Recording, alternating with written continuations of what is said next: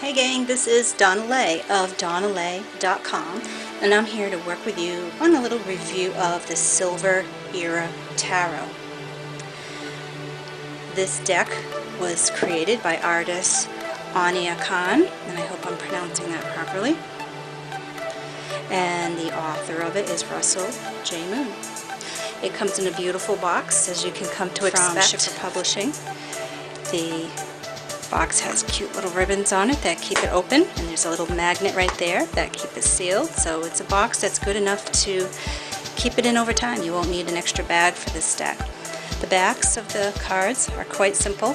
They're just kind of like a grayscale, but you'll see that kind of matches the theme of the rest of the deck, because when we take it out,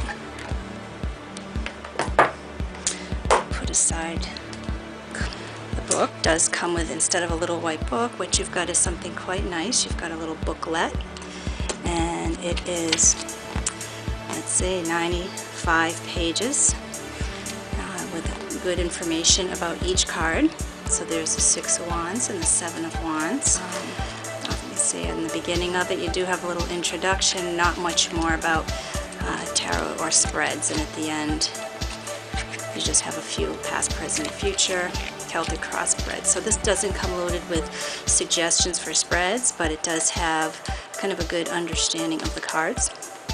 And the cards tend to follow the Rider-Waite system, and I'd like to review these with you because there's something really special about this deck. You'll notice that the cards tend to be mostly grayscale, but there's something in the card that is of color, and that is really fun to go through the deck and see what it might be. So let's go through a few of these together. For example, we have the Fool card. So obviously we've got the Sun right there.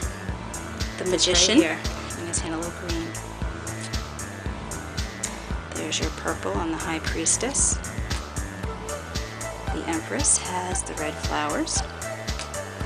The Lovers, right here. Emperor is blue, so we can go through each of these cards, red lipstick. And let's take a good look at the rest of these cards.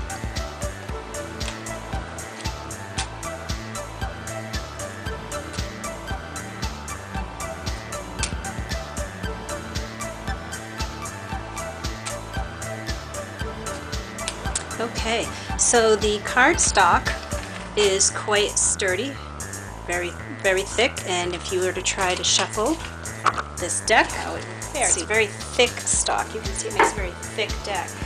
A little hard to bend with the fingers, so, but that makes for a strong card. But if you like to shuffle them that way, you might have to break them in a little bit. I like to do this. Oh look, we have Judgment facing us, but it's in the Queen of Swords. The size of the cards is quite good. You can see the pictures of them are very easy to see. I don't have the greatest eyes, so I appreciate that the font is quite big and quite easy to read. The colors of them are wonderful because you got this little mystery mind of where to find a hidden piece of color. The finish is rather glossy. It's a nice slick color.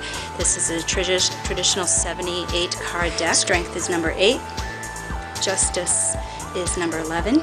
It does have that very unique trait of the color. I would like to mention too that my opinion of this deck is I've been working with it all week, and the readability is quite excellent. I've had some really nice reading. If I could change anything about this deck, I don't know that I would. Most decks do have something I would shift and change. I don't know, maybe the back would be a little fancier, but it really doesn't matter to me. I think it kind of blends in with what the fronts are. Let's do a little reading with it and see how it reads. Let's ask it a question. Okay, so let's put this deck to work and let's ask it a question. I've just shuffled it because I had put them in order prior to doing this review, so you could see the cards in order. So what I'm going to do is make 3 piles. Actually, I'll make 4. And we're going to ask it about what is the voice of tarot. So we have 9 of Cups reversed. We have Knight of Wands. We have Ace of Wands. And the last one over here I will show you is the Page of Pentacles reversed. So let's read this. This is my favorite spread, which is 4 card spread situation, our challenge. our advice and our obstacle. We're going to take a look at this as the voice of tarot. So this one came up reversed, but just for the sake of this reading, I'm going to turn it over so you can see it. What is the voice of tarot? So here is our situation. The Nine of Cups is the wish come true card, and it is reversed, so it may not be able to make all your wishes come true, but what it does is it helps you get there. It won't give you your wishes, but it will help make you aware of them. When a card is reversed, it's often our internal world as opposed to our external world. So this is really helping us find our wishes through our internal world. So this is about helping us find our wishes through our internal world. What is the obstacle, or what is the challenge of the voice of tarot? We get the Knight of Wands. And that sometimes can be our fire, our anger, our passion, how we feel about things. And anyone that does self-readings will tell you how challenging it can be to do a reading on yourself because of those passions, challenges, anger, the human traits that we all have. But the challenge of it may too be seeing that in other people and keeping our own opinions out of it and our own belief systems, our fire. Also, it may be, if this is our obstacle, is using it as creatively as we potentially could, because there are so many ways to use tarot, and we tend to stay using it just a few ways. So if we really push that, perhaps we can change that. What is the advice to reach the voice of tarot? What a beautiful card. The Ace of Wands. And this is really try new things. Get out there and really start something with tarot. Really try and push it to the next level. Start something new. Be creative. Reach out to people with it, because that's what this hand is doing. Reach out and show its magic. The advice is to really let it reach out to you as well. Let it give to you.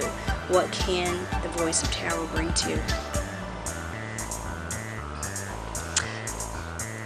And the outcome was the Page of Pentacles reversed. I'm going to put it upright so you can see it. So make sure it focuses here. And the Page of Pentacles, remember reversed, shows us our internal world, really reaching deep within and showing us the inner parts of our soul. And look how carefully she is looking toward that pentacle and really studying it. So it's a real deep internal study. And perhaps tarot is actually something that's within us. It tends to be, pentacles are of the earth and tend to be very grounded. But because this was reversed, perhaps we jump off the ground just a little bit when we use tarot and become a part of more than one element and become perhaps earth and something else. So, beautiful card. So the voice of tarot really is something that's deep within. And I'd like to thank the Silver Era Tarot for helping bring us there, and I'm hoping that you have a tarot-filled week. Take care, everybody.